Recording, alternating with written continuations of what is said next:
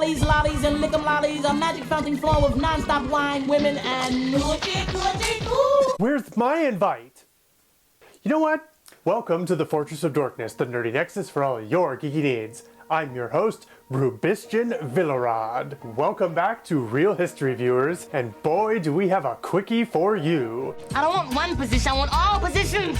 No, we're covering the missing link in the evolution of science fiction, Luc Besson's Fifth Element sequel, Mr. Shadow. Is this movie even real? What do we know about it? Have your multipass ready? Cause here we go. A long, long time ago, I can still remember how sci-fi used to make me smile. In those days, a young, frosted-tipped Frenchman named Luc Besson dreamt a dream. He dreamed of a vast, expansive science fiction universe out of boredom. Said dream would be realized. Yeah, 22 years later, in 1991, Besson wrote a 400-page script based around his teenage fantasy. Putting a team together, he cut down the script and began work. Unable to find the $100 to $145 million funding he needed, by 1992, the project was halted. Keep in mind that $1992 is like quadruple that amount today. This is all important info, guys. After the success of Leon the Professional in 1994, Besson found the funding that was ailing him in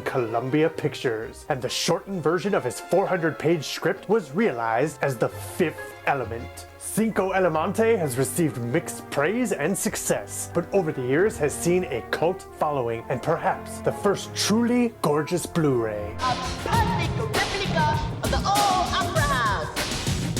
But who cares? So that begs the question for a science fiction flick in the 90s, where was the sequel? And what happened to the other 100 or so pages? That's what we're here for. Yes! What's wrong with you? It's a screaming car! Every 5 minutes there's something, a bomb or something! I'm leaving. Well, folks, according to legend, the remainder of the script was, in fact, meant to be produced under the title Mr. Shadow, the villainous being heading toward Earth. The existence of this mystery project has been debated by nerds for years. Reports conflicted that it was meant to be a single sequel. Oh my god, coming. Another one coming. Or a pair of sequels that had yet to be produced. Oh shit, 3 coming.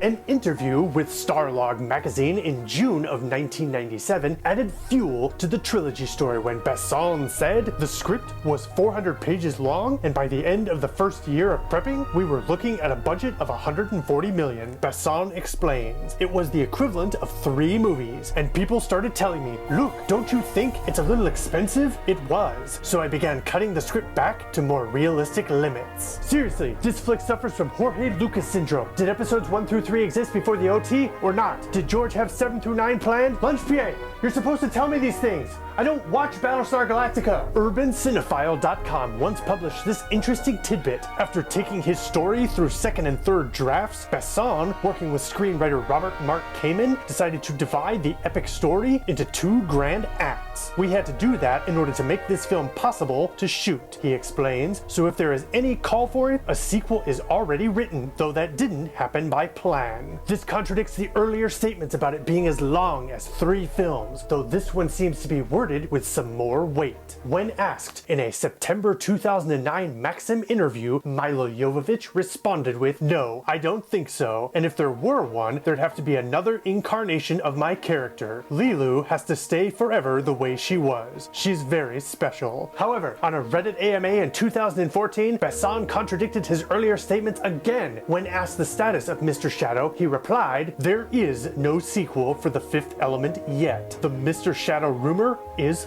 false."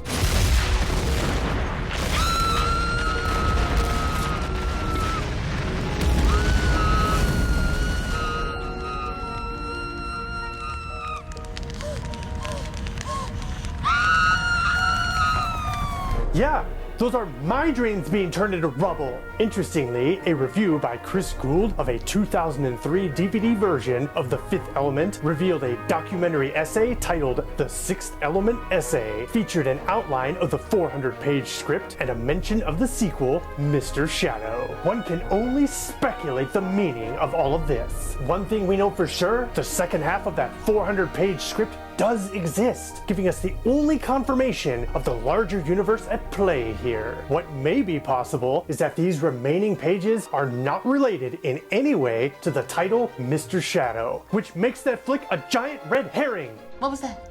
It was bad. It had nothing, no fire, no energy, no nothing. But alas, this is all just speculation and commentary on our part. We may never know the truth about what happened to that super baby codenamed Element 6, or if the evildoer will ever reach Earth, or why the original film is one of the rare films where the hero and the villain never actually meet or are aware of each other's plans. Right! Wow, we've never actually fought. That's so weird. Commercial! Commercial! That's all we have for today. Leave your comments inside our operatic bellies. Please like, subscribe, and follow us to learn about elements 10 through 20. This has been Real History on the Fortress of Dorkness. I'm Christian Villarreal, and always remember, never fear the dork up here.